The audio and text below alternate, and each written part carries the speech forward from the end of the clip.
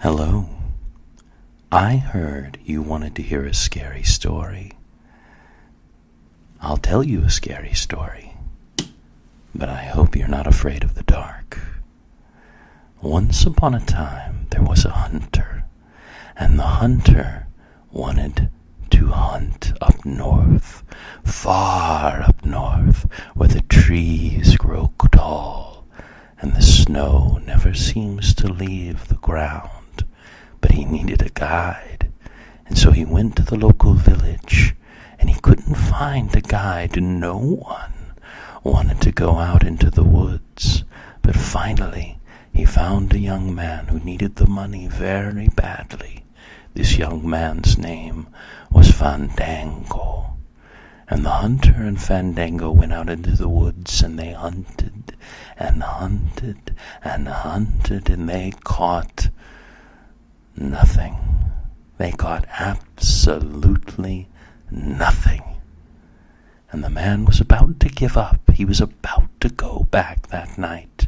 He and Fandango were in their little tent all together when the wind began to blow.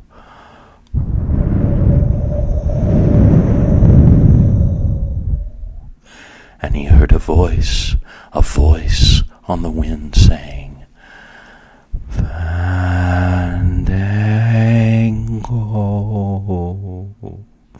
Fandango. And he thought it was so strange the way when the wind goes through the trees, it can sound like the voice on the wind. But it came louder now. Fandango, Fandango. And he thought it was odd enough that he zipped open the front of the tent and he peered outside.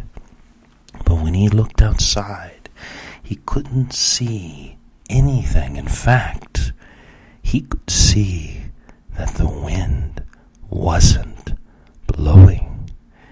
And he went back in to check on Fandango to see if Fandango had heard the sound. And Fandango was in the corner, and his hands were over his ears, and he was shaking. And now the voice sounded like it was just outside the tent, and it whispered,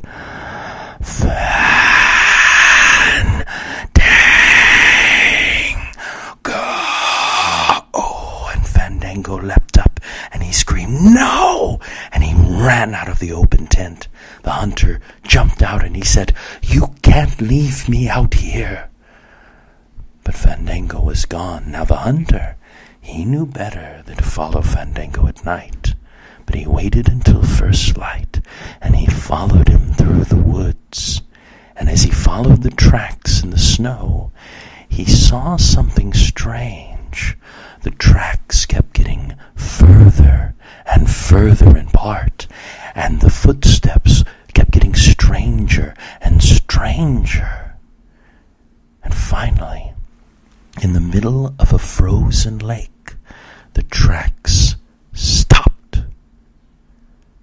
And he thought, oh, poor Fandango, he must have fallen into the frozen lake and died. But there was no sign of breaking. He should have seen some sign if he had fallen through the ice. But instead he heard a voice that sounded like it was on the wind, a voice saying, "Oh, my feet of fire, my burning feet." The hunter had had enough of this. He left some food out for Fandango, and he made his way out as best he could, and finally he made his way back to the village.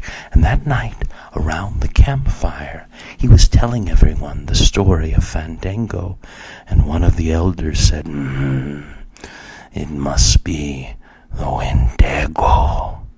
And he said, "The what?" "The Wendigo. It's a spirit, a demon that lives in the woods, and he will call your name and call your name until you can't resist him. And then he will grab you by the shoulders, and he will run you faster and faster until your feet catch on fire, and your whole body catches on fire, and then he lifts you up into the air and drops you. But it's just a story, of course. Of course, said the man. Now later, by the fire, another man came up, and he was wrapped all in warm clothes, and he had a long-brimmed hat covering his face. But there was something familiar about this stranger, and so the hunter came up to him, and he said, "Excuse me, do I know you?" No response. And he said, I'm sorry, have we met before?"